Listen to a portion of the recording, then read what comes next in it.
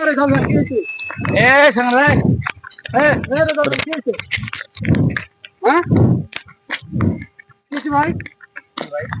কিন্তু ঘুরতে তো কে গেল? এই যে ভাই আইছি ঘুরতে হলো। হ্যাঁ, এই যে ঘুরতে আইছি ভাই। যে বন্ধু সাথে রেডি। তোমার বাড়ি কোথায়? বাড়ি তো ভাই মোহাম্মদপুর।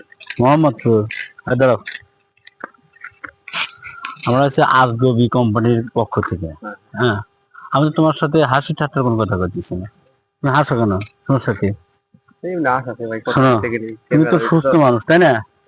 একটা কথা বলি শোনো, ওই আমার আজগবি কোম্পানির পক্ষ থেকে আমরা প্রত্যেকটা মানুষের কাছ থেকে নেই, ওই একটা করে কিডনি নেই।